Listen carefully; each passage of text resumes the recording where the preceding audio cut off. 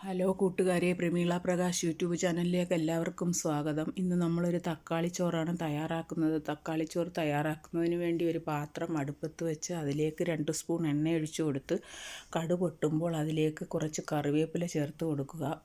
ഒരു സ്പൂണിലേക്ക് ഇഞ്ചി അരിഞ്ഞത്, വെളുത്തുള്ളി അരിഞ്ഞത്, പച്ചമുളക് അരിഞ്ഞത് എന്നിവ ചേർത്ത് നന്നായി ഇളക്കി യോജിപ്പിച്ച് കൊടുക്കുക.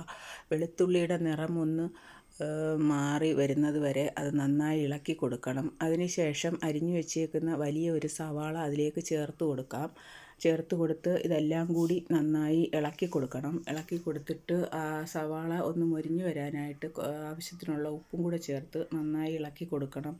ഏകദേശം ഒരു ബ്രൗൺ നിറമാകുന്നത് വരെ ഇതിനെ ഇളക്കി കൊടുക്കണം. സവാളയ്ക്ക് ബ്രൗൺ നിറമാകുമ്പോൾ നമ്മൾ അരിഞ്ഞു വെച്ചിരിക്കുന്ന 2 തക്കാളി അതിലേക്ക് ചേർത്ത് കൊടുക്കാം.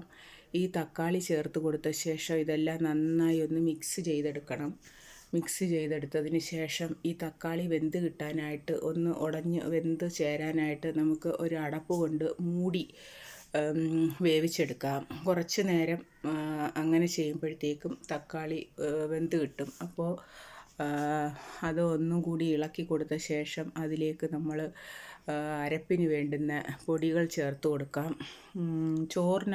റൈസിനാകുമ്പോൾ കുറച്ച് പൊടികൾ ചേർത്താൽ മതി.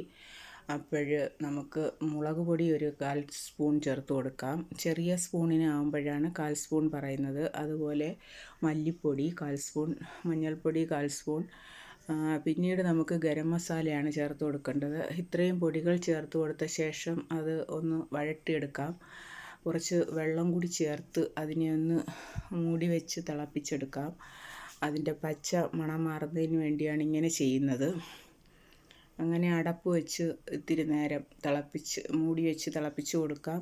അത് വെള്ളം വറ്റി വരുമ്പോഴത്തേക്ക് വീണ്ടും അതൊന്ന് ഇളക്കി കൊടുത്തിട്ട് അതിലേക്ക് നമ്മൾ വേവിച്ച് വെച്ചേക്കുന്ന ചോറ് ചേർത്ത് കൊടുക്കണം. ചോറ് വെള്ളച്ചോറാണ്.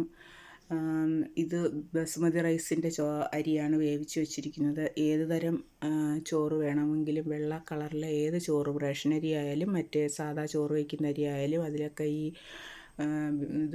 തക്കാളി ചോറ് തയ്യാറാക്കിയെടുക്കാം.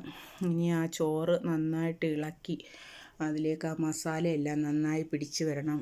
ഈ ഒരു ചോറ് നമുക്ക് ലഞ്ച് ബോക്സിലൊക്കെ കൊടുത്തയക്കാൻ നല്ലതാണ്. കുട്ടികൾക്ക്, മുതിർന്നവർക്കും കുട്ടികൾക്കും ഒരുപോലെ ഇഷ്ടപ്പെടുന്ന ഒരു റൈസാണിത്.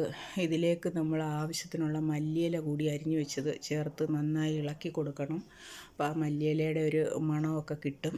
പിന്നീട് നമുക്ക് വേണമെങ്കിൽ ഇതിലേക്ക് വേണ്ടുന്നവർ ചേർത്താൽ മതി. അല്പം നെയ്യും കൂടി ചേർത്ത് കൊടുക്കുമ്പോൾ കുറച്ചും കൂടി രുചിയും മണവും കിട്ടും. കൂടുതലൊന്നും ചേർക്കണ്ട, കുറച്ച് ചേർത്താൽ മതി. എന്നിട്ട് ആ ചോറ് നന്നായി ഇളക്കി യോജിപ്പിച്ചെടുക്കണം. ഇങ്ങനെ തക്കാളി റൈസ് റെഡി ആയിരിക്കുകയാണ്. എല്ലാവരും തയ്യാറാക്കണം.